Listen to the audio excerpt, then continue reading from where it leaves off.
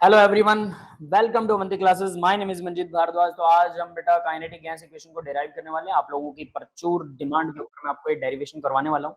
ठीक है, डेरिवेशन में बहुत सारी इमेजिनेशंस हैं, थोड़ा सोचना पड़ेगा आपको कि क्या चीज कहाँ है। बहुत सारी चीजें इंट्रोड्यूस भी होने वाली हैं। ये इतना सीधा नहीं है कि आपको एक लाइन पकड़ ली और उसको बस आगे आगे आगे आगे करते जाइए और वो हो जाएगी। That's not the so simple. समझ रहे हो ना मेरी बात? तो थोड़ा सा इमेजिनेशन भी चलेगा और उसके बाद में हम इसको डिराइव करेंगे।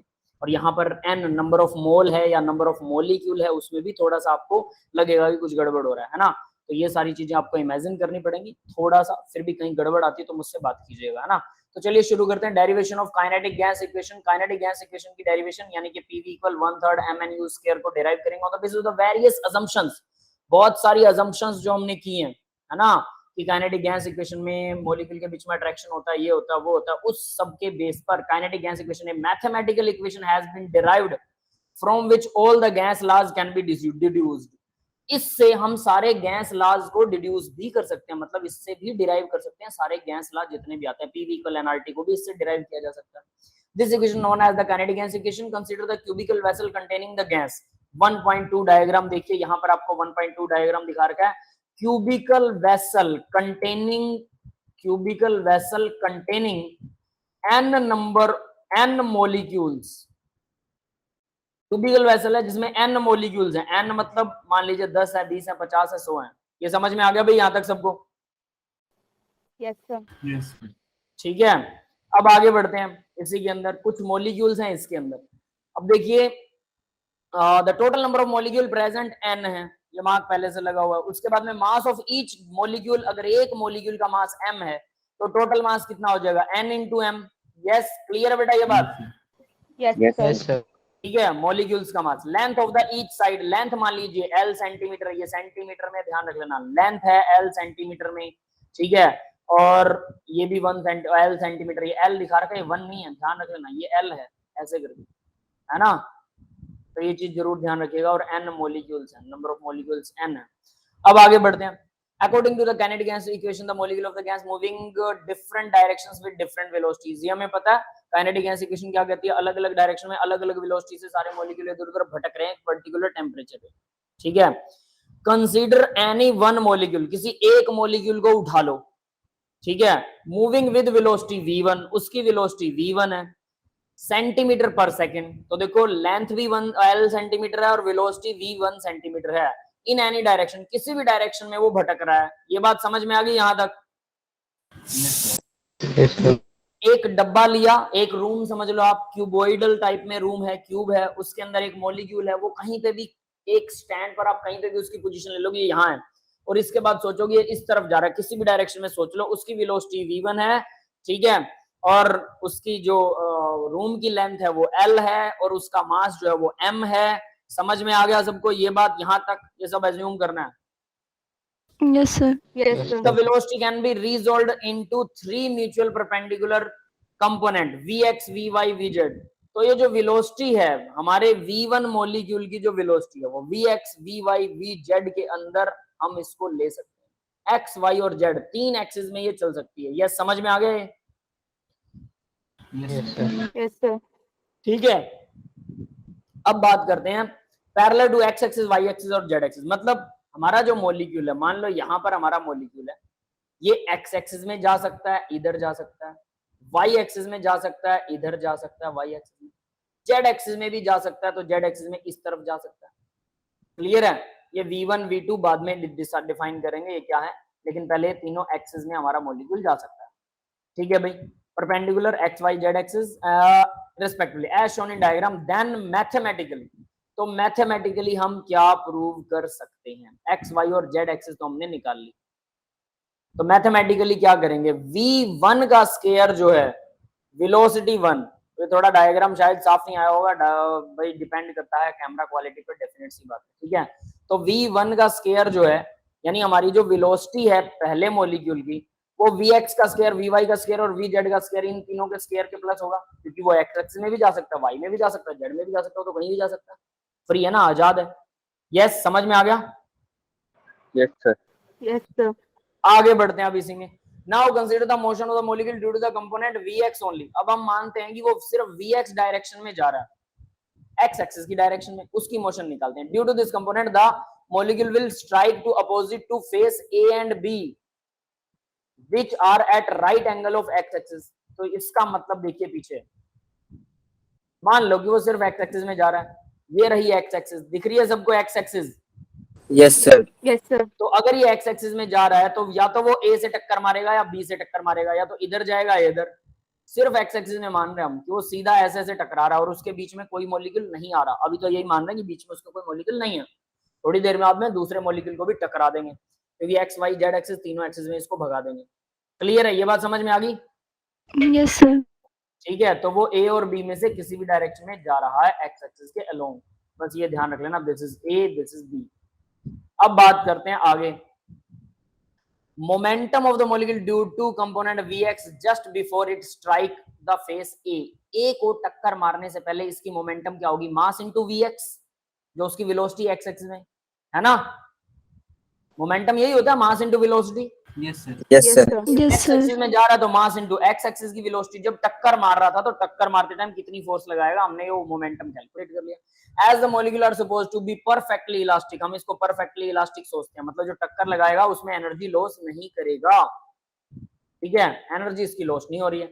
After colliding the face A the molecule will return back with the same velocity, तो ये सेम वेलोसिटी के साथ वापस भी आ जाएगा, है ना। क्लियर है ये बात भी? Yes sir. Yes sir. Yes, sir. कहानी सी चल रही है, अभी तो कुछ मैथमेटिकल नहीं है, ध्यान रख लेना, थोड़ी देर में जज्बात बदल जाएंगे, ठीक है। अभी सेम चल रहा है सब कुछ, वो जैसे वो है ना, जज्बात पलट दिए, ये पलट दिया, वो पलट दिया, एक ऐसा कुछ आता है ना, आप लोग देखते होंगे यूट्यूब पे। As the Yes, sir, direction देखा हैज है। चेंज्ड, डायरेक्शन चेंज हो जाती है। अब बताओ, सेम वेलोसिटी से आ रहा है, मास उसका सेम है, मतलब मोमेंटम सेम है, तो डायरेक्शन चेंज हो गया। डायरेक्शन चेंज हो गया तो अब हम कह सकते हैं एक्स एक्सिस के अलोंग ये, लेकिन माइनस वी एक्स में जा रहा है। Yes, Yes, sir. Yes, तो sir. इसका momentum minus M V X लिख सकते हैं। क्लियर है? हाँ भाई, पहले देखो sir. इधर गया, इधर ए की साइड, तो इसका मोमेंटम इस तरफ, मोमेंटम क्या आया? m into V X, X axis में। अब ये यहां से टक्कर मार के वापस बी की साइड जा रहा है, तो अब इसका मोमेंटम क्या आना चाहिए? बी की साइड क्या आना चाहिए? Minus m Minus into V X. Clear है? Yes, sir. Yes, sir. समझ में आ गया ना बेटा? ठीक है, तो फिर आगे बढ़ते हैं अब जरा। हेंस कहां पर थे हम? ठीक है, माइनस वी एक्स आ गया, डायरेक्शन चेंज होगी, velocity now taken as minus V X, hence the momentum of the molecule will be strike A face के साथ ये होगी, ठीक है। तो ये हमने एम वी एक्स मान लिया, माइनस एम वी एक्स मान लिया। Change the momentum of the molecule, so change in the momentum of the molecule in one collision on face A due to component V X. अब इसका change in momentum कितना आएगा? मतलब momentum में बदला हुआ, पहले m इंटू वी एक्स था, बाद में मोमेंटम हो गया minus m into V X, तो चेंज के लिए क्या लगाते हैं? माइनस का साइन। यस और not? Yes sir. Yes, sir. तो माइनस का साइन मैंने चेंज के लिए लगा दिया, तो ये तो माइनस माइनस प्लस बन गया, तो चेंज इन मोमेंटम क्या आ गया? 2mvx। क्लियर है? Yes, sir. यहां तक सबको समझ में आ गया ना? तो 2mvx कैसे आया? यानी कि एक्स एक्सिस में वो जा रहा था, जाते जाते ए साइड से टक्कर मारी, तो मोमेंटम था उसका m इंटू वी एक्स, वापिस उल्टा हो गया minus m into V X, दोनों को जोड़ दिया चेंज लाने के लिए, है ना। चेंज निकाला, जोड़ा नहीं है, दोनों को घटाया, चेंज कितना आया? तो 2mvx चेंज आ गया, डबल हो गया वो तो। अब आगे देखते हैं, now let's calculate the number of collision which take place on face A. A पर कितने कोलिजन होते हैं? अब कोलिजन को भी तो नहीं छोड़ सकते ना, एक ही बार थोड़ा टक्कर मारेगा। इन 1 सेकेंड, एक सेकेंड में कितने कोलिजन होते हैं due to component Vx। X axis के अलोंग कितने कोलिजन होते हैं एक सेकेंड में ए फेस पर, ये कैलकुलेट करते हैं, यानी कोलिजन फ्रीक्वेंसी कैलकुलेट कर रहे हैं एक्स एक्सिस के ऊपर। समझ में आ गया? Collision frequency at X axis. हाँ भाई, क्लियर है? Yes sir. Yes sir. For next collision on face A, the molecule has to travel from A to B. अगले कोलिजन के उसके लिए उसको A से B पर जाना पड़ेगा ना। पहला कोलिजन तो आपने कहीं से भी शुरू कर दिया, आपने यहां से शुरू कर दिया, यहां से वो A तक गया, ये बात समझ में आ रही? यहां से वो A तक गया, चला गया, फिर A से जब वापस B जाएगा तो पूरी L लेंथ के बराबर कोलिजन करेगा कि नहीं करेगा? हाँ Yes, yes Yes, sir sir. Yes, एक sir. बार तो आप कहीं से भी शुरू कर दो, कोई चक्कर नहीं है। मान लो बिल्कुल यहाँ से शुरू कर दो, मिडिल से शुरू कर दो, या बी से शुरू कर दो, कोई फर्क नहीं पड़ता। उसको हम कैलकुलेट ही नहीं कर रहे, भाड़ में गया हो। पहला शुरुआत कैसे शुरू हुआ था, कोई फर्क नहीं पड़ता। ठीक है, उसके बाद हम ए से बी जाएगा ना, वो तो ए से बी, यहाँ पर वही चीज लिखी हुई है, a molecule has to travel A to B, वो ए से बी की तरफ जाएगा, बिल्कुल जाएगा। Then back from B to A, फिर बी से ए में आएगा। That is a total distance कितना कवर करेगा वो, एक कोलिजन में टोटल डिस्टेंस 2l कवर करेगा। Yes, sir. अगले कोलिजन में ए से बी पे गया, बी से Yes, sir. वापस ए पे आया, तो यानी कि दूसरा कोलिजन करने के लिए पहली बार मान लो वो ए से बी की तरफ जा रहा है, ए से टक्कर मार दिया, वो बी की तरफ जा रहा है। हम काउंट ही वहां से कर रहे हैं कि ए को टक्कर मार के वो बी की तरफ जा रहा है। बी को टकरा के वापस ए पे जब दूसरी बार कोलिजन करेगा तो टोटल डिस्टेंस 2l कवर करेगा। ठीक है, यस Yes, sir. ठीक है, सबको समझ आ रहा है क्या, या मैं ऐसे ही गा रहा हूं? Sir, आ रहा है। Yes, sir. आ रहा है। बाकी के स्टूडेंट ठीक है, ठीक है। अब आगे देखिए, next, as the component being consider in vx centimetre per second, यानी इसकी वेलोसिटी x एक्सिस में x v centimetre per second थी, this means that the distance travel by the molecule in 1 second is vx centimetre. तो एक second में तो उसने vx centimetre distance cover किया, ये तो हमें सीधा सीधा पता है, vx सेंटीमीटर पर सेकंड उसकी वेलोसिटी हमने मानी थी, तो एक सेकंड में vx सेंटीमीटर चलता हो।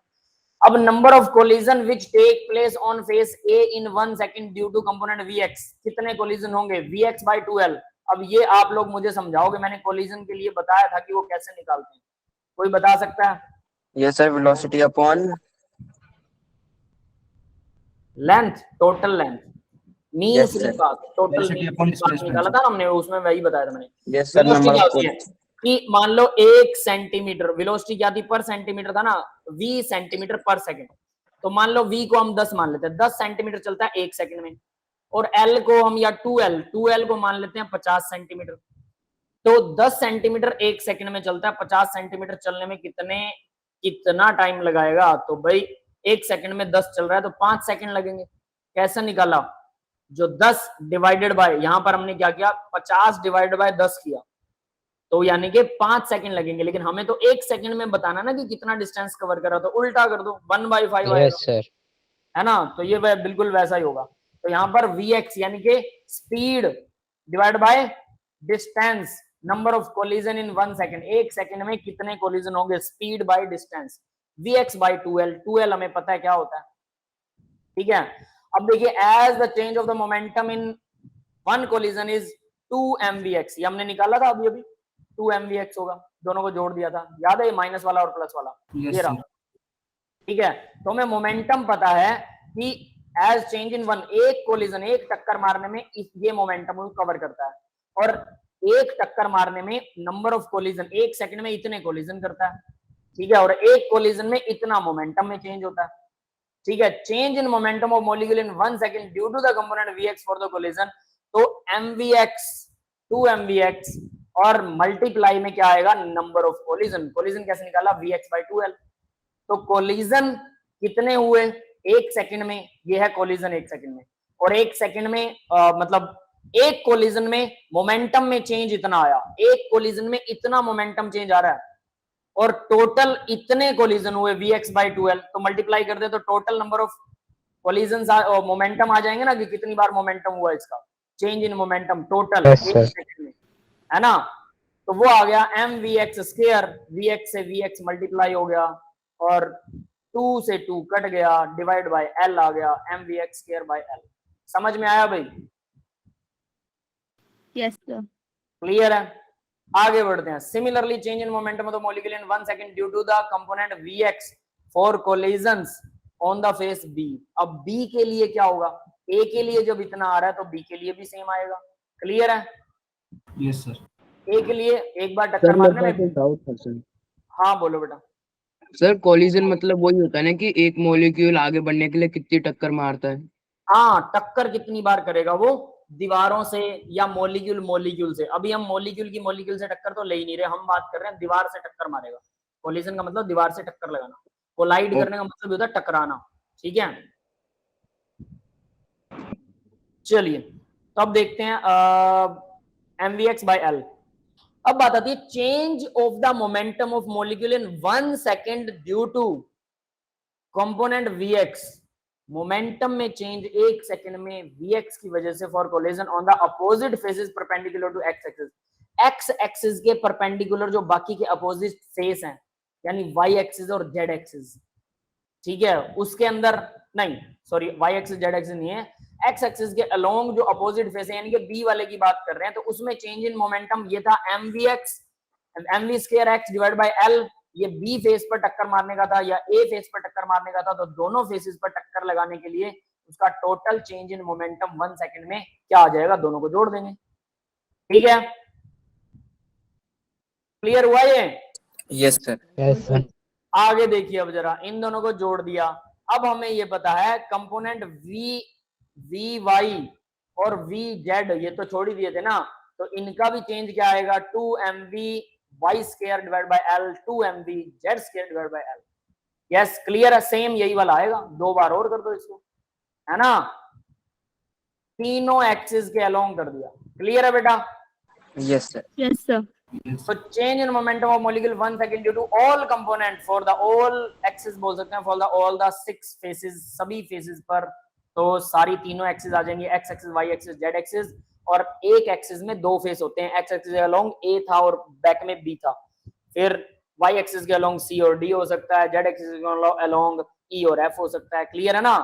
तो टोटल क्या आ जाएगा, इन तीनों का टोटल कर रखा है, करना कुछ नहीं है, वो बस लिखा हुआ है, यहाँ तीनों का टोटल ही करना है। समझ में आ गया? Yes, sir. ठीक है, तो टोटल करेंगे 2m बाई एल कॉमन आ गया, V X square V Y square V Z square, तो ये आएगा 2m V square V one square divide by L. अब इनको इन्होंने v1 का स्क्वायर कर दिया। v1 क्या है भाई, from equation 1 vx square plus in vy सबको स्क्वायर v1 स्क्वायर कर देते हैं, तो फ्रॉम इक्वेशन 1 इक्वेशन कहां पर थी भी हमारी, ये रही, v1 का स्क्वायर vx vy vz हो गया। क्लियर है? Yes sir.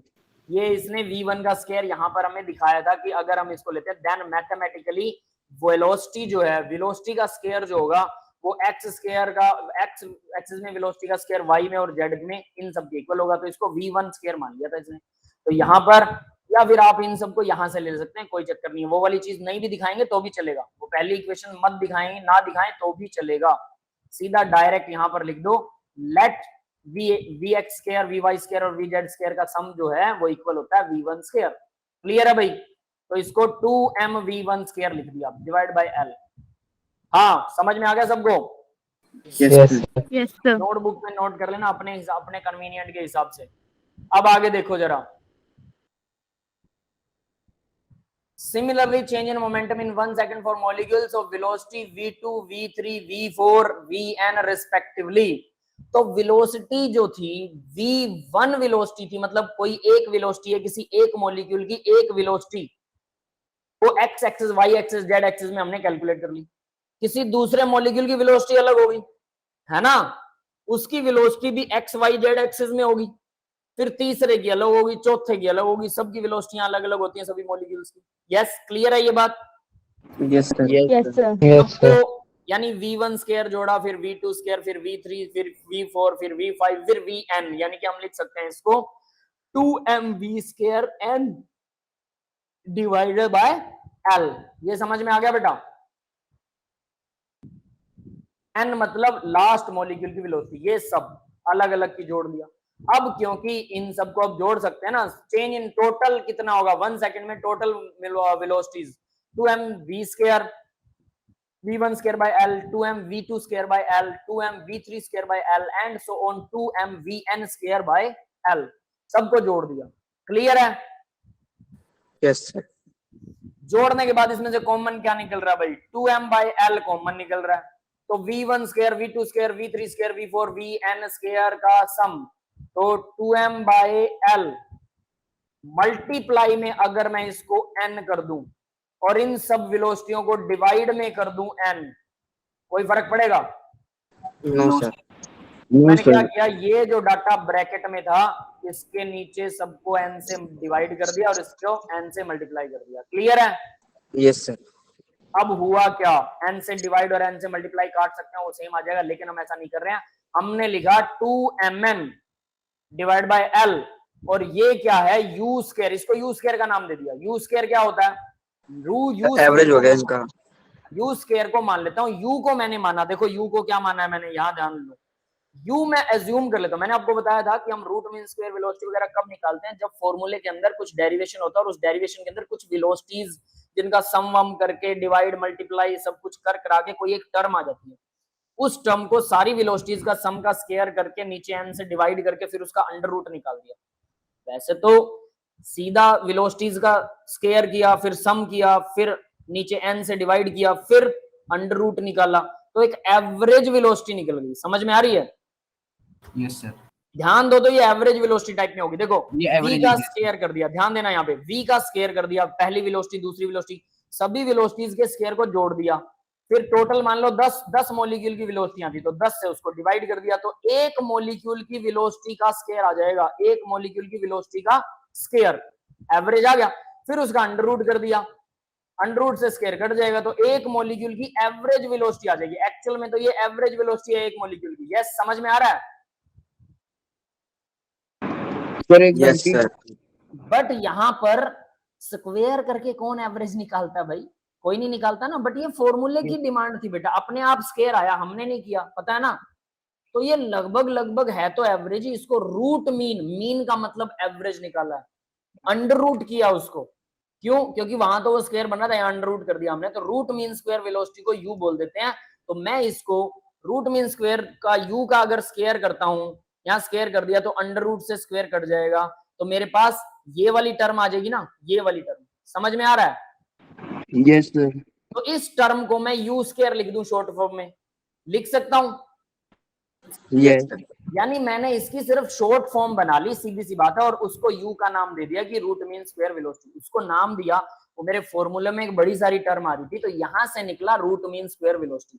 ये चीज मैंने आपको करवाते टाइम बोली थी कि जब हम डेरिवेशन करते हैं तो उस टाइम पे एक टर्म बन जाती है हमारे पास बड़ी सारी, उस टर्म को बार बार यूज करने की बजाय हम उसको रूट मीन स्क्वायर वेलोसिटी बोल देते हैं, क्योंकि ये निकलेगी लगभग लगभग एवरेज से, एवरेज वेलोसिटी निकल रही है। ठीक है ना, क्लियर है बेटा? Yes, sir. है ना। तो यहां से अब आपको याद हो जाएगा कि रूट मीन स्क्वायर वेलोसिटी होती क्या है। तो ये देखिए रूट मीन स्क्वायर वेलोसिटी, वैसे तो आपने वो फॉर्मूला याद किया हुआ उसका, वो 8 पाई m डिवाइडेड बाय वो जो भी निकाल रखा है ना, लेकिन यहाँ पर अब आपको उसका एग्जैक्ट वाला फॉर्मूला भी आपके सामने आ जाएगा। वो ये होता है v1 square v2 square vn square divide bye n का अंडर रूट, ये होता है u का स्क्वायर करेंगे तो हमारे पास ये वाली टर्म आ जाएगी, इसका अंडर रूट हट जाएगा। ठीक है भाई, तो हम यहां पर लिख सकते हैं 2mn u square divide by l। ठीक है, yes sir. 2mn u square, 2 मनु स्क्वायर बन गया, 2mn u स्क्वायर, 2 मनु स्क्वायर। तो देखो 1/3 मनु स्क्वायर होता है, यानी ये 2 नहीं रहेगा, डिवाइड में l भी नहीं रहेगा, ये 2 और l को हमें खत्म करना है। मनु स्क्वायर अपने पास बन चुका है, 1/3 करना है और pv के इक्वल करना है, बस इतना सा काम रहेगा। ठीक है, तो देखते हैं आगे अब। But the change in the momentum in 1 second is called the rate of change of momentum. इसको rate of change of momentum बोलेंगे ना, 1 सेकंड में जो चेंज हो रहा है, by according to Newton second law. Newton का सेकंड लॉ कहता है rate of change in momentum is equal to the force, वो फोर्स के इक्वल होता है। तो मैं इसको फोर्स के इक्वल लिख दूं क्या, फोर्स इक्वल 2, अब यहाँ पे लिख सकते हैं इसको 2 इंटू मनु स्क्वायर डिवाइड बाय l, 2 मनु square by l। Yes, clear है? Yes sir. अब फोर्स, प्रेशर क्या होता है, फोर्स बाय एरिया होता है, तो मैं एरिया को उधर मल्टीप्लाई में ले जाऊं तो फोर्स क्या होती है, प्रेशर इनटू एरिया, है ना। Area of all the faces, सभी फेसेस का एरिया 6l स्क्वायर होगा। यस और नॉट? क्यूब लिया था हमने Yes, sir. जिसकी एक फेस जो है वो l सेंटीमीटर लेंथ है, l ही ब्रेड्थ है, तो l स्क्वायर हो गया एक फेस का एरिया। 6 फेस होते हैं क्यूब के अंदर, तो टोटल क्या आएगा 6l स्क्वायर। यस और नॉट? Yes, sir. तो 6l स्क्वायर टोटल एरिया हो गया। अब एरिया मल्टीप्लाई में प्रेशर, तो अब हम बात करते हैं pressure exerted on the wall of the cuboid cubical vessel will be, pressure किसके इक्वल होगा, जरा देखो, हमें प्रेशर निकालना हो, फोर्स पता है, एरिया पता है, दोनों का डिवाइड कर दें तो 2 मनु स्क्वायर बाय l, ये क्या है फोर्स, और मल्टीप्लाई में 1 बाय एरिया, ये 1/6l स्क्वायर कर रखा है। ये एरिया, फोर्स बाय एरिया क्या हो गया, प्रेशर। तो प्रेशर बाय गैस निकल गया 1/3, 2 1 जा 2 3 जा 1/3 आ गया, है ना।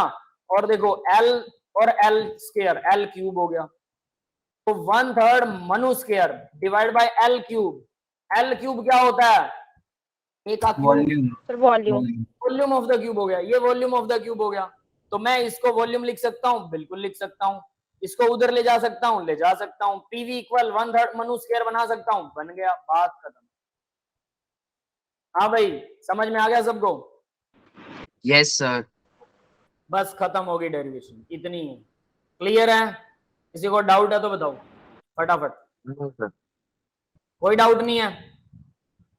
अब ध्यान दीजिएगा, कुल मिला के मारना रट्टा ही है, लेकिन ये वाला जो लास्ट पेज है, इस पेज के अंदर हमें ओवरऑल डेरिवेशन यहां से स्टार्ट होती है। पीछे तो सारी ना कहानी थ्योरी है, यहां से स्टार्ट होती है। एल का मान लिया, एम का मान लिया, रूट मीन स्क्वायर वेलोसिटी मान लिया, फिर फोर्स निकाल लिया, फिर उसको ऐसे कर लिया, फिर ऐसे कर लिया, और पीवी इक्वल 1/3 मनु स्क्वायर निकल गया। और पीवी इक्वल हमें पता है, पीवी इक्वल एनआरटी भी होता है, तो हम एनआरटी को भी अगर आइडियल गैस है तो 1/3 मनु स्क्वायर भी लिख सकते हैं।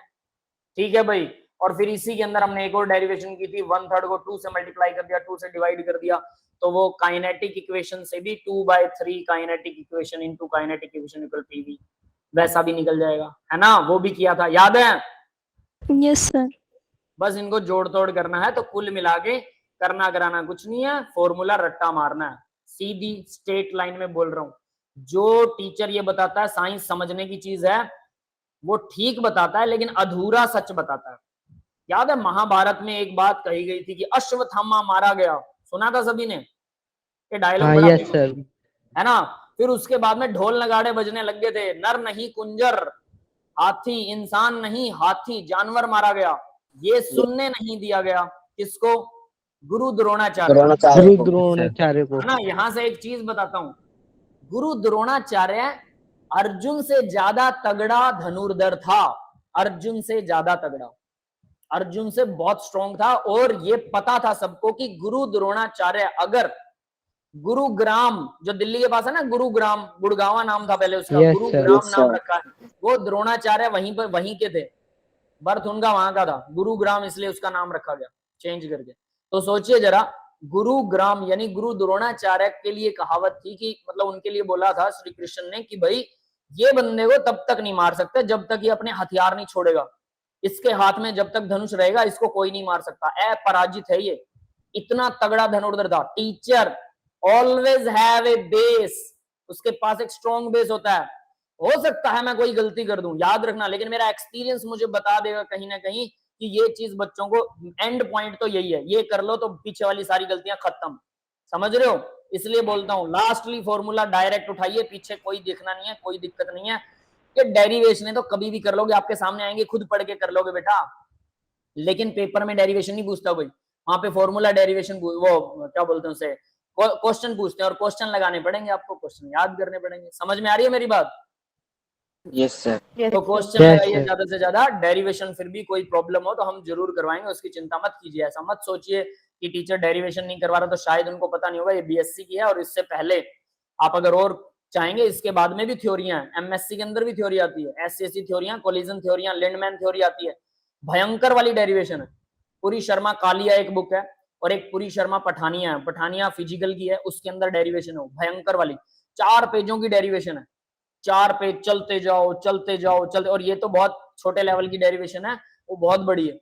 उसके बाद में एक बड़ी सारी इक्वेशन आएगी, कंक्लूजन निकाल दी, लास्ट में इक्वेशन ही याद रखनी पड़ती है अगर न्यूमेरिकल सॉल्व करने की। हाँ, वो हुई कैसे, इसकी कहानी इंटरेस्टिंग है, हम देख सकते हैं, हम कर भी सकते हैं, शायद उससे कुछ और आइडिया लगे, लेकिन एटलीस्ट लास्ट फॉर्मूला तो याद करना होता है। तो उनके लिए एक कहावत थी कि जब तक ये धनुष बाण नहीं छोड़ेंगे ना, तब तक ये बंदे को मारना इम्पॉसिबल है, समझ रहे हो। इसलिए उनके धनुष बाण छुड़वाए गए, कैसे कह के पता है? उनके धनुष बाण छुड़वाए गए ये कह के कि एक हाथी का नाम था अश्वत्थामा, और एक वो भी था, क्या बोलते हैं उसको, द्रोणाचार्य का लड़का, उसका नाम भी अश्वत्थामा था। और अश्वत्थामा कहते हैं अमर था, अमर। लेकिन अब भगवान कृष्ण तो चालू थे भाई, बहुत तेज बंदे थे, है ना। उन्होंने क्या करा, भीम को बोला कि भीम अगर क्या बेटा, सर युधिष्ठिर से बोला सर, युधिष्ठिर से तो धर्मराज अरे थे ना। हाँ हाँ, सुनिए सुनिए सुनिए, मैं पूरी कहानी सुना रहा हूँ। युधिष्ठिर से बोला था, वो भी अरे सही। भीम ने मारा था, भीम वो ने बोला मारा था कृष्ण अश्वत्थामा भगवान को, ने। अश्वत्थामा सर। हाथी को। भगवान ने बोला भीम को कि तू ना हाथी को मार दे, अश्वत्थामा नाम के हाथी को। तो भीम ने एक गदा मारी जोर से और अश्वत्थामा हाथी मारा गया। अश्वत्थामा के मरने के बाद ढोल नगाड़ों से ये भगवान कृष्ण ने बोला कि ढोल नगाड़े बजाओ और बोलो कि अश्वत्थामा मारा गया, अश्वत्थामा मारा गया। तो भगवान से उन्होंने पूछा, कहता ये क्या कर रहे हो? कहता बेटा द्रोणाचार्य को मारने का इंतजाम कर रहा हूं, माहौल बना रहा हूं, वरना वो तुम सबको मार देगा। वो तुमसे मरने वाला नहीं है, जिसने सिखाया उसको तुम नहीं मार सकते। ठीक है, कहता वो तुम्हारे बस का नहीं है, सिंपल सी बात है। वो इतने सालों से प्रैक्टिसाइज्ड है धनुर्विद्या का, तुम्हारे जैसे उसके सामने कुछ भी नहीं है, टिक नहीं पाओगे। तो उन्होंने बोला ठीक है, जो कह रहे हैं भगवान करो। उसके बाद में जब द्रोणाचार्य को बात पता लगी तो उनको यकीन नहीं हुआ। द्रोणाचार्य कई किलोमीटर, देखो पूरे कुरुक्षेत्र में, कुरुक्षेत्र छोटा नहीं है, बहुत जगह, बहुत ज्यादा बड़े एरिया में युद्ध लड़ा गया था। कोई कहीं पे लड़ रहा था, कोई कहीं पे लड़ रहा था, तो आपस में उनका कांटेक्ट तो था नहीं। तो उन्होंने द्रोणाचार्य के जो शिविर था जहां वो लड़ रहे थे वहां फैला दिया कि अश्वत्थामा मर गया। अब भगवान उसको, द्रोणाचार्य को लगा कि भाई मेरा लड़का मर गया, तो उसे यकीन नहीं हुआ। उसने पूछा, युधिष्ठिर झूठ नहीं बोलता था, ये द्रोणाचार्य अच्छे तरह से जानते थे। तो भगवान कृष्ण गए युधिष्ठिर के पास, कहते बेटा बोल दे कि अश्वत्थामा मर गया। तो भगवान ने कहा, और युधिष्ठिर ने बोला नहीं प्रभु, मैं झूठ नहीं बोलूंगा। वो बंदा कभी झूठ नहीं बोलता था। उसने बहुत दिन तक मार खाई थी द्रोणाचार्य से कि मेरे को ये लेसन याद नहीं हुआ, ये समझ, सच बोलने वाला एक लेसन था। हमारे छोटे बचपन में आया करता था, छोटी क्लासेस में, कि एक लेसन सिखाया गुरु द्रोणाचार्य ने कि हमेशा सच बोलना चाहिए। और वो आसान सा लेसन था, आसान सी लाइन थी। तो उसको भगवान, और जब वो द्रोणाचार्य सुनते थे सबसे, सबने सुना दिया। लेकिन युधिष्ठिर हर रोज मार खाता था उस लेसन के लिए। कहता मुझे याद नहीं है, मुझे समझ नहीं आया है, मैंने अभी तक याद नहीं किया है। हर रोज बोलता था और हर रोज मार खाता था। फिर द्रोणाचार्य ने पूछा कि यार ऐसा तो हो ही नहीं सकता, ये इतना मुश्किल तो लेसन ही नहीं है, तू 3-4 दिन से मार खा रहा है। तब युधिष्ठिर ने कहा था कि मेरी आत्मा में अभी तक ये बात घुसी नहीं है, अभी तक मैंने सच बोलना सीखा नहीं है, मैं इसे सीख रहा हूं। जिस दिन सीख जाऊंगा उस दिन मैं बोलूंगा कि मुझे ये लेसन आ गया। समझ रहे हो? और उसके बाद से कहते हैं युधिष्ठिर ने कभी झूठ नहीं बोला। अब भगवान ये जानते थे कि ये गधा तो झूठ बोलेगा नहीं और ये मरवाएगा सबको, है ना। तब भगवान ने कहा कि ठीक है, तू Yes, तेरा sir. सच बोल, लेकिन मेरे हिसाब से बोलियो, मेरे हिसाब से। तब युधिष्ठिर को बोला कि हाँ क्या बोलना है, अश्वत्थामा मारा गया, लेकिन इंसान नहीं, जानवर, नर नहीं, कुंजर। ठीक है, कहता ये बोलना है तुझे। अब भगवान ने ढोल वाले खड़े कर दिए बराबर में। कहते जैसे ही मैं इशारा करूं जोर जोर से ढोल बजाना शुरू कर देना। तो द्रोणाचार्य ने सुना अश्वत्थामा मारा गया। जब पूछा ना द्रोणाचार्य ने, कहता क्या अश्वत्थामा मारा गया? तो उन्होंने बोला हाँ अश्वत्थामा मारा गया, नर नहीं कुंजर। जब ये बोला तो ढोल नगाड़ों की आवाज सुनने लगी और ये शब्द द्रोणाचार्य के कानों में नहीं पड़े। अधूरा सच किसी की जान ले सकता है, वो झूठ के जैसा ही होता है।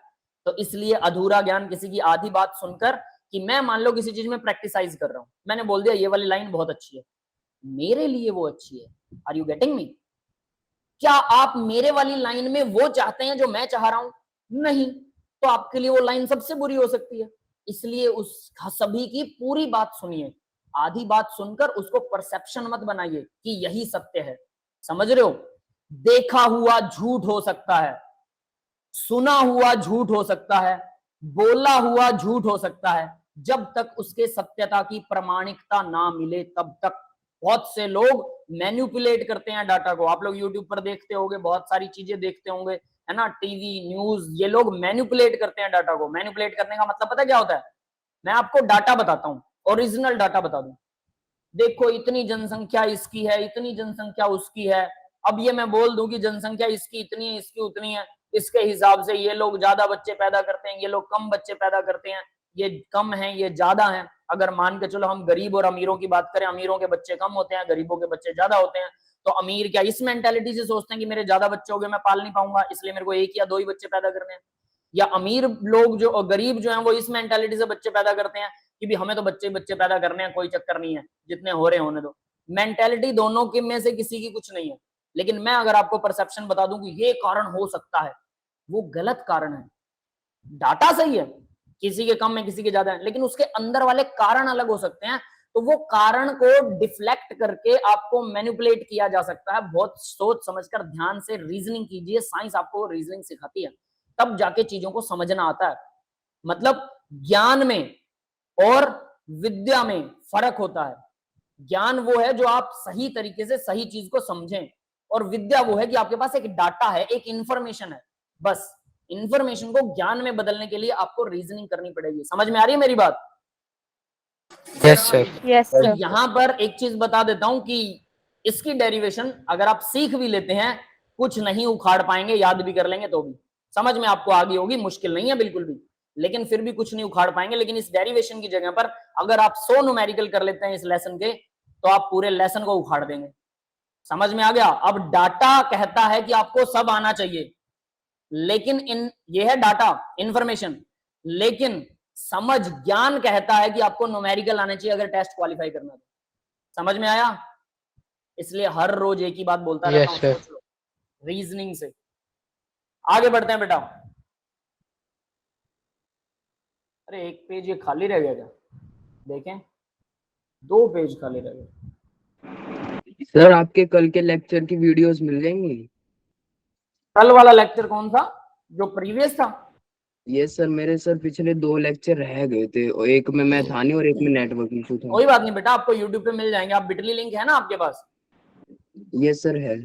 बस बिटली लिंक से आप चेक कर लीजिए, सारे अपडेटेड है सभी। ओके। ठीक है, अब आगे देखते हैं भाई। स्टेट ऑफ मैटर में लास्ट लेक्चर हम करने वाले हैं लिक्विफिकेशन ऑफ गैसेस। ठीक है, अब एक चीज आपको बता देता हूं। ठीक है, आईआईटी के अंदर, नीट के अंदर पहले तो था विस्कोसिटी वाला भी आपके सिलेबस में था भी, विस्कोसिटी और सरफेस टेंशन। ठीक है, लेकिन अभी शायद वो है नहीं, I am not confirmed about that. ठीक है, तो आपके इस सिलेबस में तो मैंने नहीं डाल रखा, बट एनसीईआरटी में पहले ही सबसे लास्ट में 2 फॉर्मूलाज दे रखे हैं, विस्कोसिटी और उसके सरफेस टेंशन के। वो फॉर्मूला मैं आपको ऑन द स्पॉट एनसीईआरटी का पहला, जब वो थोड़ा सा 2-4 क्वेश्चन आपको करवाएंगे, तब मैं आपको फॉर्मूला डिराइव करवा दूंगा, मतलब डिराइव नहीं, फॉर्मूला बता दूंगा। ठीक है, उसके ऊपर कई बार क्वेश्चंस आ जाते हैं। Okay sir.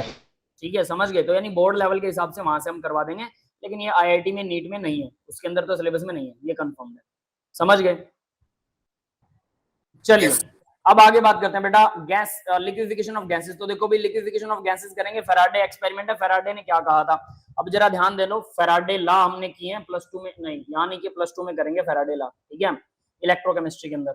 तो फैराडे सिर्फ ये नहीं था कि उसने एक ही ला दिया है, कई बार बच्चों को लगता है एक बार नाम आया तो एक ही ला, ये दूसरी बार नाम आ रहा है इसका यहाँ गैसेस में।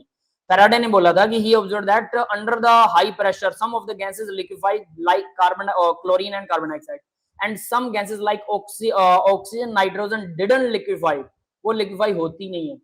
तो इसने बोला कि 2 तरह की गैसेस होती हैं, एक वो जो लिक्विफिएबल हैं, एक वो जो लिक्विफिएबल नहीं है। Yes, getting my point? Yes sir. Yes, sir. ठीक है, ऐसा इसने सोच लिया, क्योंकि ये भी गलत नहीं था। इसने एक्सपेरिमेंट किए, बहुत सारा प्रेशर डाल के देखा, सब कुछ करके देखा, लेकिन वो लिक्विफाई हो ही नहीं रही थी, क्योंकि इस महाशय ने टेम्परेचर को कंसीडर नहीं किया था। Getting me? मैंने सबसे शुरू में बताया था कि गैस एक चीज का मजाक नहीं है कि आप सिर्फ प्रेशर ले लो और उसके ऊपर सारे एक्सपेरिमेंट कर लो अलग से, फिर टेम्परेचर ले लो उसके ऊपर सारे एक्सपेरिमेंट कर लो अलग से।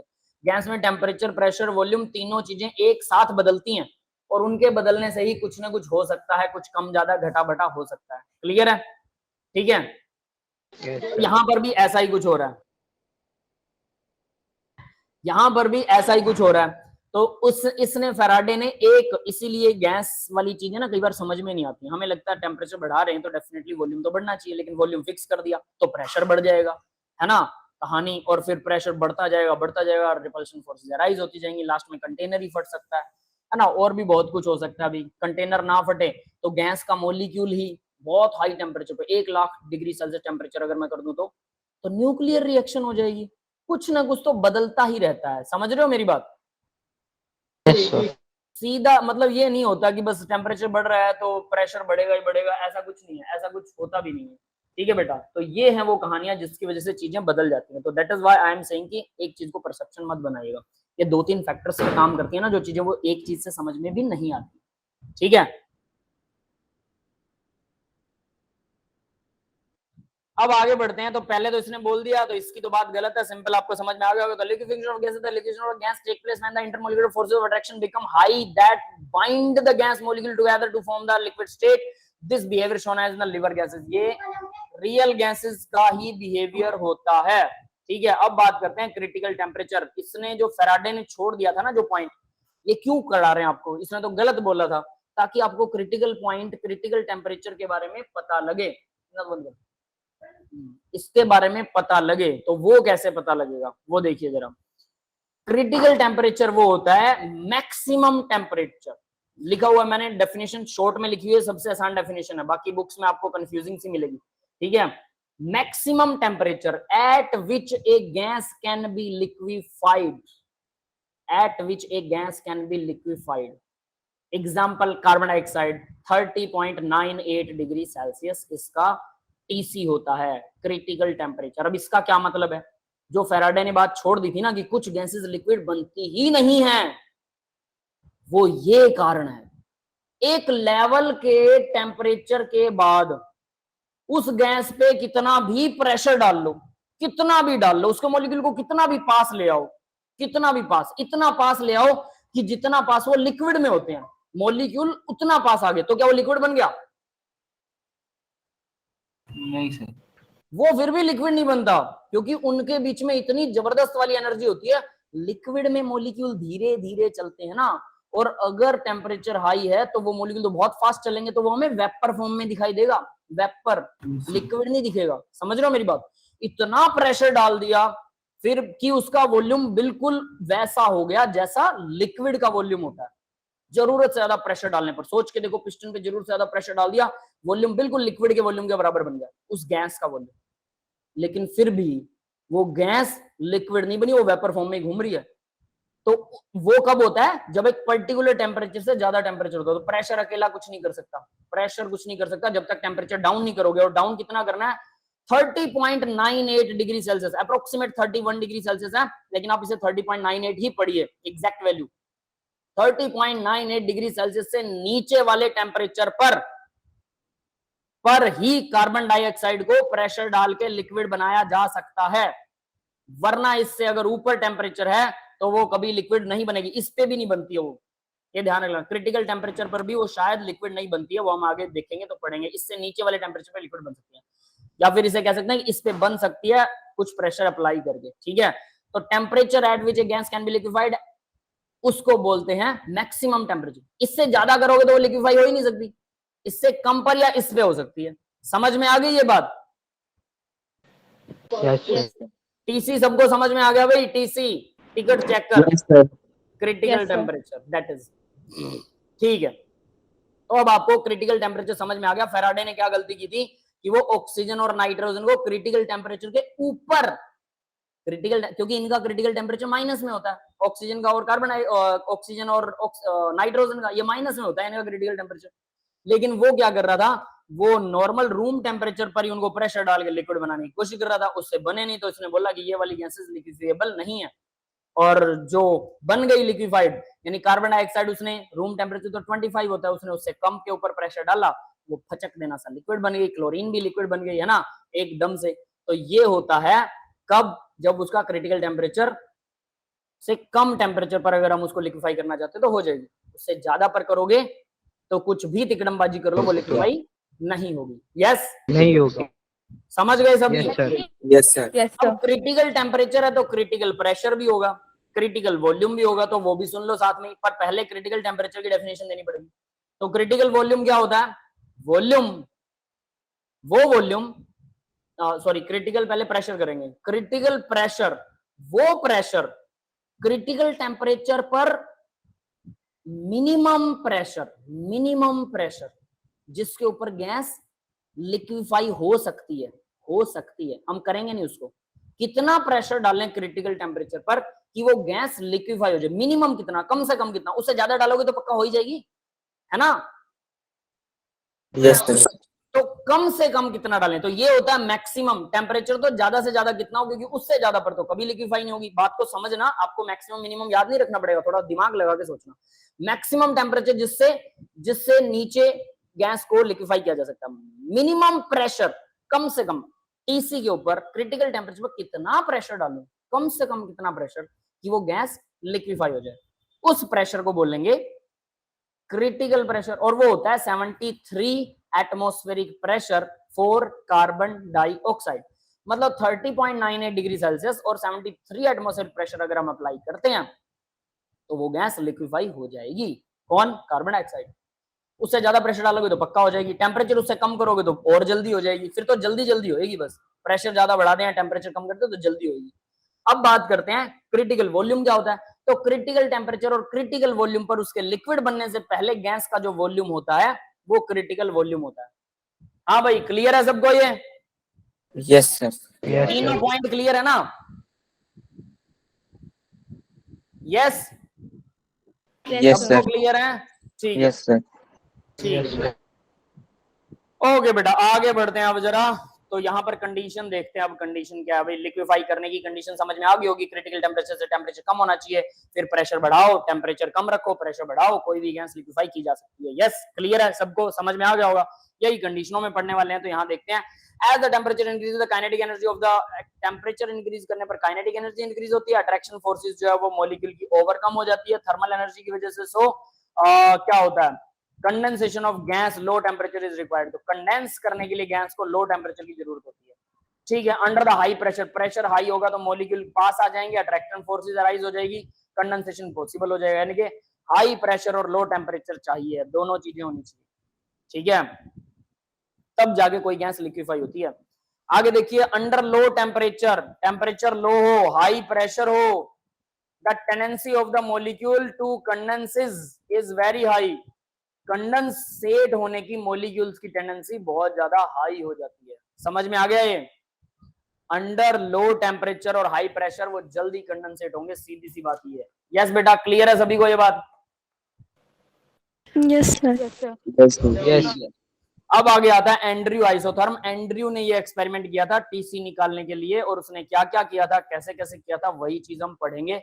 और एंड्रयू का एक्सपेरिमेंट बहुत ध्यान से आपको समझना है, इसी से आपको समझ में आएगा ये दोनों चीजों पर कैसे डिपेंड करता है जो मैंने अभी बताई है ना। टीसी कहां से आया, टीसी, पीसी, वीसी, है ना, ये तीनों चीजें कहां से? Critical temperature, critical pressure, critical volume. ठीक है, तो मैं एक गिलास पानी पी लेता हूँ, इतने आप लोग जरा देखिए, कोई डाउट है तो बोलिएगा।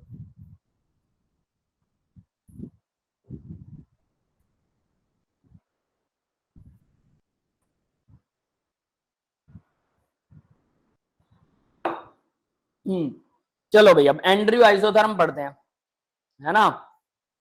एंड्रयू एक साइंटिस्ट का नाम था, इसने बहुत बढ़िया चीज दी थी। आज तक लोग इस पे मत्था मार रहे हैं, हम भी मारने वाले इस पे मत्था। तो देखिए क्या कहता है, Thomson Andrew investigated the complete relationship between the volume and temperature and pressure of a substance to gases as well as liquid state। इसने गैस और लिक्विड पर तीनों चीजों की स्टडी करी थी, इसलिए महान आदमी है। ठीक है, जबकि सोचो फैराडे सिर्फ एक ही चीज पे, प्रेशर पे जोर डाल रहा है, बस प्रेशर चेक कर रहा है, टेम्परेचर को तो फिक्स कर दिया उसने। उसने सोचा ही नहीं कि मैं टेम्परेचर तो फिक्स करके बात कर रहा हूँ, टेम्परेचर को भी बदल के देख लूं कि नहीं बदल के देखूं। समझ में आ रही है मेरी बात? Yes, sir. सारे फैक्टर देखने पड़ते हैं। इसके लिए चलो एक कहानी सुनाता हूं आप लोगों को। एक हमारे जैसा साइंस पढ़ने वाला बेवकूफ था कोई, ठीक है। साइंस वाले बेवकूफ होते हैं, कुछ चीजों में कुछ ज्यादा ही परसेप्शन बना लेते हैं, उनको लगता है सब कुछ ठीक है, मेरे को सारे फैक्टर मैंने इंक्लूड कर लिए। तो देखिए, बहुत इंटरेस्टिंग कहानी, और आपको इसमें समझ में आएगा। कभी कभी अगर आपको गुरूर हो जाए कि मुझे साइंस आती है और मैं कुछ ज्यादा ही समझदार हूं, तो ये वाला एग्जाम्पल याद रख लीजिएगा। एक नदी थी, ये नदी है, ठीक है भाई, ये नदी है। सपोज दैट ये नदी की गहराई अब आपको समझ में आ जाएगी, है ना। ये नदी और इसमें पानी चल रहा है, बहुत सारा पानी, ऊपर तक पानी पानी चल रहा है। क्लियर है? Yes, sir. Yes, इसके sir. अंदर, और इस नदी की गहराई जो है वो है 6 फीट। ठीक है, अब 6 फीट गहराई के ऊपर एक नदी के अंदर दो आदमी खड़े थे। एक पढ़ता था हमारी तरह, साइंस का स्टूडेंट था, है ना, एक आर्ट्स का स्टूडेंट था। तो साइंस वाले को घमंड होता है कि मैं तो पता नहीं क्या कर सकता हूं और मेरा तो पता नहीं कितनी की नॉलेज है मेरे को।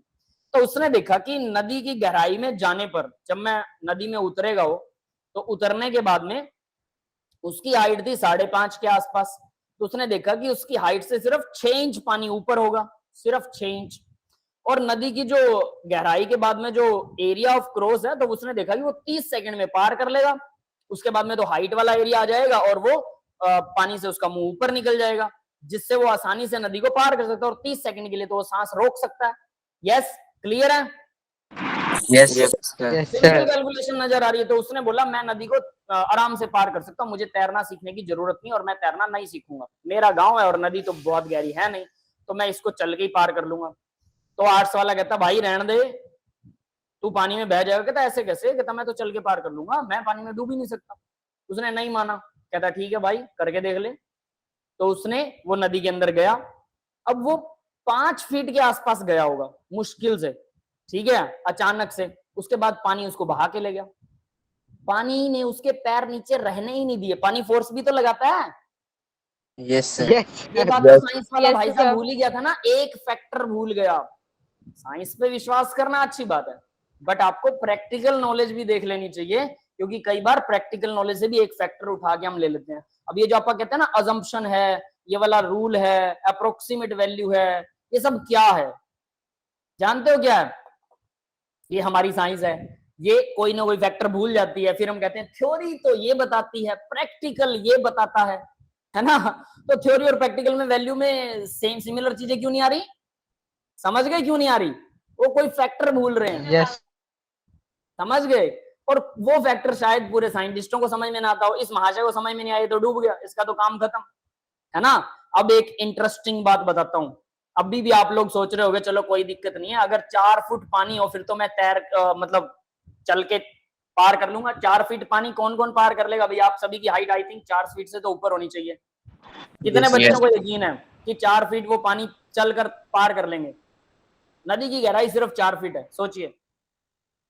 सर दिखता आसान है, जब पानी में कूदे तब पता लगता है पार होगा नहीं होगा।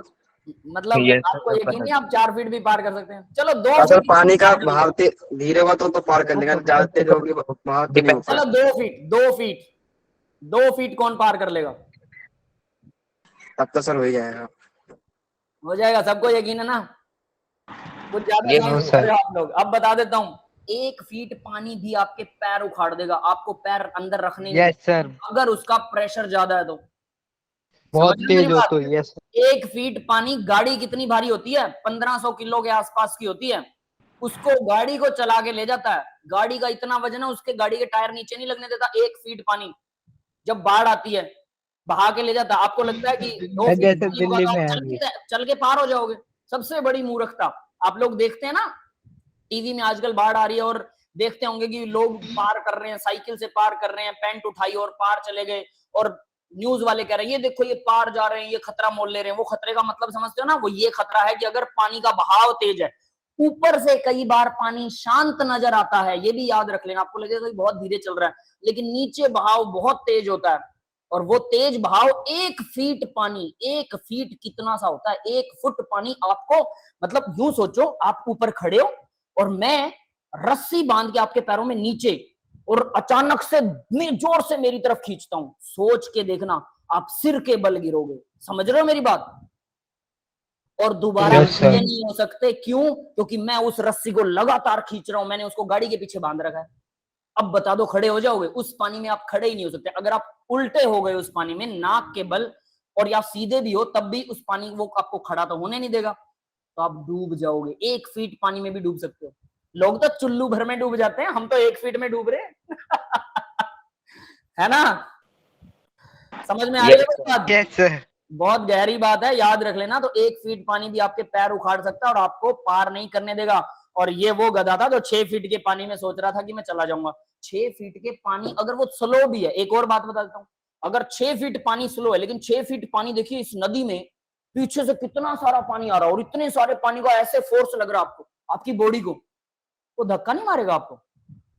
यस सर मारेगा। मारेगा। वजन कितना हो जाएगा, सोचो जरा, कितना धक्का पड़ेगा। तो आप वैसे ही नहीं चल सकोगे बेटा, चलना तो भूल जाओ। समझ गए ना मेरी बात? 2 चीजें काम करती हैं, Yes, sir. पानी का भार, पानी की स्पीड, और हम अंदाजा नहीं लगा सकते करेक्टली। ये फैक्टर भूलने की वजह से ज्यादातर लोग बोलते हैं कि हम पार कर लेंगे। तो ये कहानी समझ में आई? साइंस पर भरोसा कीजिए, बहुत अच्छी बात है, लेकिन अगर उसके सारे फैक्टर्स हमें पता हो तो। ठीक है? तो कई बार अनपढ़ लोगों को हमसे ज्यादा पता होता है, इसलिए कहते हैं एक्सपीरियंस। एक्सपीरियंस वैल्यू करता है।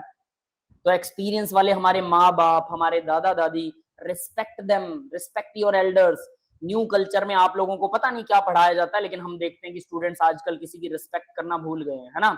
लेकिन हमने सिखाया था कि जो एक्सपीरियंस है आपको, जो आपको पढ़ा रहा है, ठीक है, जो आपके पेरेंट्स हैं, जो आपके दादा दादी हैं, उनकी रिस्पेक्ट कीजिए, उनसे आपको कुछ लाइफ के एक्सपीरियंसेस मिलेंगे। हो सकता है आप उनसे होशियार हो, इस बात में कोई डाउट नहीं कि हो सकता है कि आप मुझसे ज्यादा इंटेलिजेंट हो जाएं केमिस्ट्री के अंदर, है ना, इट मे बी, आप मेहनत करें तो डेफिनेटली हो सकता है। अभी नहीं होंगे कोई बात नहीं, अभी तो शुरुआत आपकी, हमने आपसे थोड़ा ज्यादा पढ़ रखा है इसलिए हमें ज्यादा आता है आपसे अभी, लेकिन हो सकता है कि टाइम पर आप मुझसे होशियार हो जाए। लेकिन मेरा जो एक्सपीरियंस होगा, जब आप 10 साल बाद मुझसे इंटेलिजेंट हो जाएंगे, केमिस्ट्री आपको मुझसे अच्छी आ जाएगी, लेकिन there is something better than you, मेरे अंदर कुछ खास होगा। मैं पिछले 20 सालों से पढ़ा रहा हूँ और अगले 10 साल और 30 साल का एक्सपीरियंस होगा मुझ में, तो मैं आपको शायद कुछ ना कुछ एक पॉइंट पर आपसे बेटर होऊंगा। इसलिए आपको उस चीज का ध्यान रखना है कि हो सकता है आप होशियार हो जाओ, लेकिन एक पॉइंट मुझे ज्यादा आता होगा तो मैं आपको बता दूंगा कि बेटा इस नदी में से मत जाना, या आप डूब जाओगे। आप कहोगे नहीं नहीं सर, आप ऐसे, यार आप तो बुढ़ापे में ऐसी बातें कर रहे हो, 10 साल बाद आपको लगेगा मैं ही बड़ा हूं बस, तो सर मैं तो आराम से पार कर जाऊंगा, मैंने सारे फैक्टर देख लिए, मेरे को सब आता है। ये वो वजह होती है, और बंदा डूबता है और एक्सपीरियंस वाला कहता है भाई मान जा बेटा मान जा। समझ गए? तो कई बार हमारे पेरेंट्स हमें सही शिक्षा दे रहे होते हैं, लेकिन हमें वो फैक्टर नजर नहीं आते, इसलिए हमें लगता है कि ये गलत बोल रहे हैं। क्लियर है सबको? Yes sir. यहाँ से कुछ चीजें जरूर सीखिएगा। तो अब भाई बात करते हैं एंड्रयू एक्सपेरिमेंट की। तो एंड्रयू ने क्या कहा था, studying the behaviour of carbon dioxide, इसने सिर्फ कार्बन डाइऑक्साइड की बिहेवियर को स्टडी किया था। मैंने अंडरलाइन कर रखा है, मैं उन्हीं चीजों को पढ़ रहा हूँ, वो जो अंडरलाइन वाली बातें आपको याद रखनी है ना। It was found that the high temperature isotherm is similar to that of the ideal gas but still under high pressure। Temperature वाले में तो आइडियल गैस के बराबर होते हैं सब कुछ, ठीक है, लेकिन हाई प्रेशर में क्या होता है, gas can not be liquefied. High pressure में गैस को लिक्विफाइड नहीं किया जा सकता। When the temperature of the gas is decreased, temperature जब डिक्रीज होता है, then the curve show deviation from the ideal one. तो टेम्परेचर जब गैस को ठंडा करते हैं और प्रेशर हाई डालते हैं, तो गैस आइडियल कर्व से बिहेव से डिफ्लेक्ट हो जाती है। क्यों? हमें पता, वो रियल गैस है, अट्रैक्शन फोर्स से राइज हो जाएंगे और वो ठंडा होना शुरू हो जाएगी और वो लिक्विड बनना शुरू हो जाएगी, ये उसने बताया था। Keeping temperature and number of mole constant, बाकी सारी चीजें कांस्टेंट रखेंगे।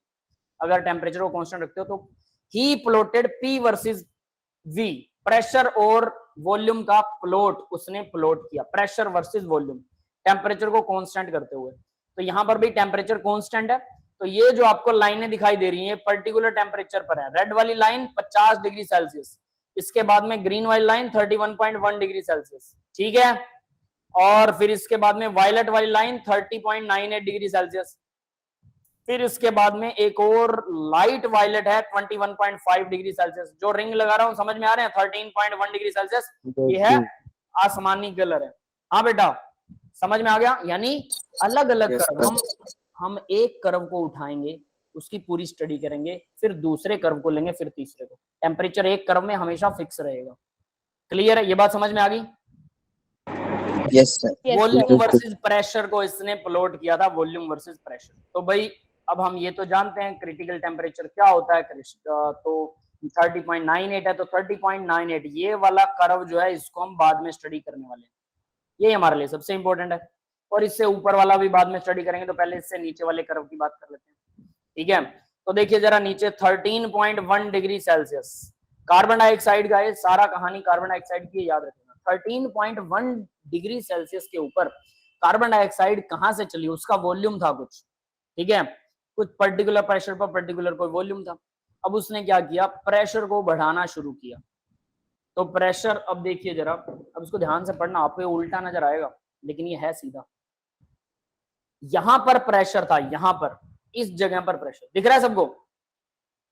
Yes sir. इस पॉइंट पर प्रेशर था, तो देखिए इसका वॉल्यूम था इतना, प्रेशर कम था और वॉल्यूम, येलो वाले, येलो कौन सा रंग है, येलो नहीं है, क्या नाम है इसका, ब्लू कलर वाले ग्राफ की बात कर रहा हूं, ब्लू कलर वाली लाइन 13.1 डिग्री सेल्सियस वाला, तो उसका मैंने क्या निकाल लिया, वॉल्यूम निकाल लिया। अब मैंने क्या किया, प्रेशर बढ़ाया, प्रेशर बढ़ेगा तो वॉल्यूम क्या हो रहा है, आपको लग रहा है ज्यादा हो रहा है?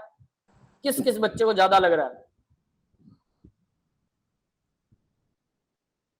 किसी को ज्यादा नहीं लग रहा, सबको कम लग रहा है? यस सर, कम ऊपर की तरफ जा रहा है, ऊपर की तरफ देख लो अब भी। यस सर, कम होगा, वॉल्यूम कम होती जाएगी, वॉल्यूम कम होगा, प्रेशर बढ़ाऊंगा तो वॉल्यूम कम होगा, ठीक है, समझ में आ गया, बहुत बढ़िया बात है। तो देखो प्रेशर मैंने ऊपर कर दिया, ये वाला पॉइंट, तो देखिए जरा प्रेशर यहां पर आ गया, पहले प्रेशर यहां था तो वॉल्यूम ये था, ये वाला वॉल्यूम था। अब Yes, sir. प्रेशर देखो, वॉल्यूम कम हो गया कि नहीं हो गया, यस सर, वॉल्यूम Yes, कम sir. Yes, sir. है ना।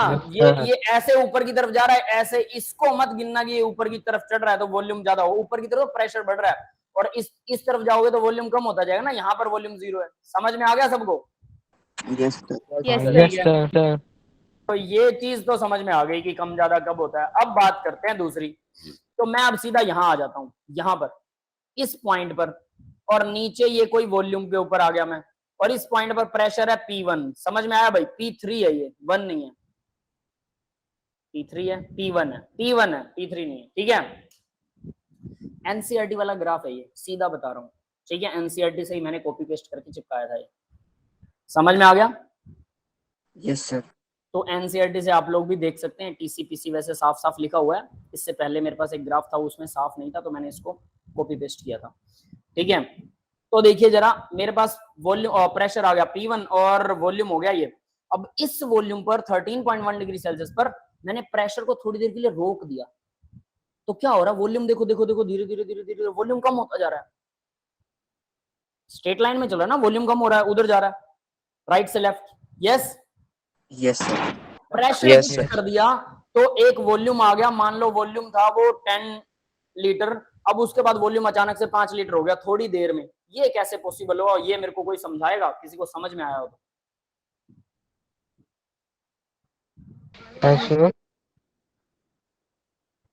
नहीं समझ में आया क्वेश्चन? क्वेश्चन ही समझ में नहीं आया मेरे को लग रहा है। Yes sir, question repeat. जी, यहाँ पर वॉल्यूम है, ये 10 लीटर वॉल्यूम है इस पॉइंट पर, ठीक है। और इस पॉइंट तक क्या हुआ, वॉल्यूम अपने आप, प्रेशर वही है, मान लो प्रेशर जो है 20 बार है, 20 बार के प्रेशर पर इस जगह पर यहां से यहां तक क्या हो रहा है, वॉल्यूम अचानक से डिक्रीज हो रहा है, जबकि मैंने प्रेशर तो 20 बार ही रखा। वॉल्यूम 10 से मान के चलो वॉल्यूम 5 लीटर हो गया, इस जगह पर वॉल्यूम 5 लीटर हो गया। सर क्रिटिकल प्रेशर है वो, मतलब उससे ना ये स्टेट क्रिटिकल नहीं है, भूल जाओ, क्रिटिकल फिनोमिना यहाँ यूज नहीं होने वाला। कुछ और बताओ, सोचो। वॉल्यूम कम हो गया, मैंने प्रेशर को, लिक्विफिकेशन ऑफ गैस शुरू हो गया, ये भी बता देता हूँ। तो बताइए जरा कि ये प्रेशर कांस्टेंट रहा और वॉल्यूम कैसे बदल गया? सर ऐसे हो सकता है कि जो अंदर के मॉलिक्यूल्स वो एक साथ अट्रैक्ट हो रहे हैं धीरे धीरे। सर स्टेज चेंज हो रही है उनकी सीट। हाँ, दोनों बातें ठीक हैं, थोड़ी थोड़ी, थोड़ा और एक्सप्लोर करो इसको। सर टेम्परेचर में चेंज आएगा? टेम्परेचर तो कांस्टेंट है बेटा, 13.1 डिग्री, वो नहीं बदलेगा। टेम्परेचर को कांस्टेंट करके ही हम प्रेशर और वॉल्यूम में चेंज देख रहे हैं।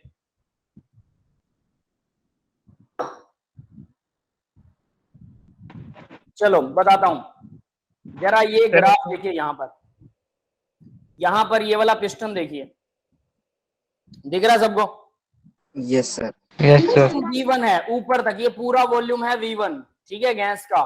मैंने प्रेशर डाला P, उसके ऊपर वॉल्यूम था V1, फिर मैंने प्रेशर कर दिया P2, प्रेशर को मैंने यहां से बढ़ा दिया, लेकिन क्या प्रेशर P2 करते ही मैंने प्रेशर को झटके से ऐसे बढ़ा दिया एकदम से, क्या P2 प्रेशर ऐसे करते ही वॉल्यूम एकदम से नीचे चला जाएगा क्या?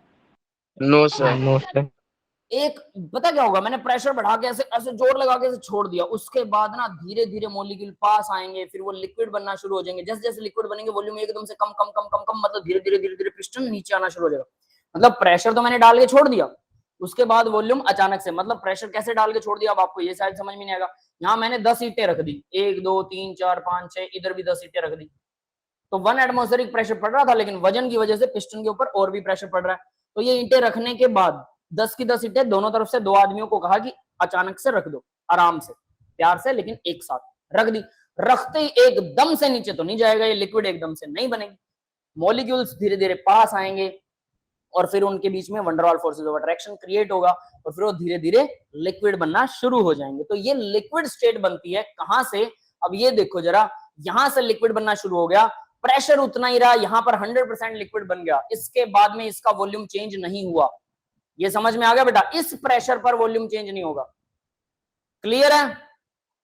Yes sir. पता लग गई ना? मतलब सेम प्रेशर पर वॉल्यूम जरूरत से ज्यादा कैसे चेंज हो रहा है, प्रेशर भी चेंज नहीं हो रहा, टेम्परेचर भी चेंज नहीं हो रहा, लेकिन वॉल्यूम चेंज होना शुरू हुआ और शुरू होते होते होते तो वो लास्ट तक काफी हद तक प्रेशर चेंज हो गया, है ना। तो ये कैसे हुआ, वॉल्यूम चेंज हो गया काफी हद तक, ये कैसे हुआ ये समझ में आ गया। और लिक्विफाइड हो रही है, इसलिए अचानक से नहीं हो जाएगी, एकदम ऐसे चुटकी बजाते थोड़ा हो जाएगी, हमने प्रेशर डाल दिया तो धीरे धीरे होने वाली है। तो ये कर्व आपको सीधा समझ में आ गया होगा कि ये लाइन किस लिए है। क्लियर है भाई सबको? यस Yes, तो sir. ये लिक्विड फेज की लाइन है, यहां से लिक्विड होना शुरू होता है और यहां पर 100% लिक्विड हो जाता है। ठीक है, अब बात करते हैं हम बी और सी वाले, ए बी सी ग्राफ की। ए बी सी, ये कौन सा कलर है? पिंक, लाइट वायलेट है ये, लाइट वायलेट। ठीक है, क्या गर्ल्स को ज्यादा पता होता है कलर का, है ना? कौन सा कलर है बेटा ये? लाइट वायलेट ही कहूंगा मैं तो इसको। ठीक है, जैसा भी है, समझ में आ रहा है भाई सबको कलर? मेरे से कलर की Yes, ज्यादा sir. उम्मीद मत करना, मेरे को कलर्स के नाम याद नहीं होते। कलर ठीक है, तो देखिए ए से चले थे, यहां पर वॉल्यूम था V1। ठीक है, बी पर गए, यहां से लिक्विफिकेशन शुरू हो गया, यहां पर प्रेशर बढ़ गया P2। P2 पर लिक्विफिकेशन शुरू होता है तो बी पॉइंट से सी पॉइंट पर गैस पहुंच जाती है लिक्विड फेज में, यहां सी पॉइंट पर लिक्विड फेज आ जाता है।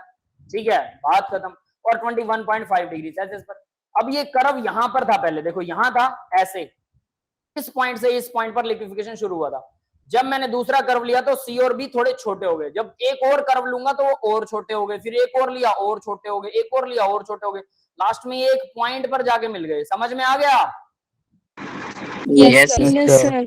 यानी कि ये कर्व छोटा होता जा रहा है, लास्ट में एक पॉइंट पर आकर मिल रहा है। तो मैंने वो देखा, फिर वायलेट कलर की लाइन लेते हैं, 30.8 डिग्री 98 डिग्री सेल्सियस पर सिर्फ एक ऐसा पॉइंट आता है, मतलब मैंने प्रेशर बढ़ाया, प्रेशर मैंने ये किया, फिर पहले ये था, फिर ये किया, फिर ये किया, प्रेशर बढ़ा रहा हूं बढ़ा रहा हूं बढ़ा रहा हूं बढ़ा रहा हूं, फिर मेरे पास प्रेशर आता है पीसी 73 एटमॉस्फेरिक प्रेशर। इस प्रेशर पर मैंने देखा कि गैस यहां पर लिक्विफाई होना शुरू हो जाती है इस पॉइंट पर, और वो उसका वॉल्यूम देखो, कमाल ये है, इस पॉइंट पर लिक्विफाई होना शुरू हो जाती है तो क्या लिक्विड बन जाएगी? इस पॉइंट पर स्टार्ट हो गई लिक्विफाई होना, पर लिक्विड नहीं होती इस पॉइंट पर। ये बात समझ में आ रही है? 73 पास एटमॉस्फेरिक प्रेशर पर यहां पर वो लिक्विड होना शुरू तो हुई हल्की सी, पर यानी इससे नीचे वाले टेम्परेचर पर वो लिक्विफाई हो जाएगी, इस टेम्परेचर पर लिक्विफाई नहीं होने वाली, वो टच करेगी लिक्विफाई वाले पॉइंट को लेकिन लिक्विड नहीं होने वाली है।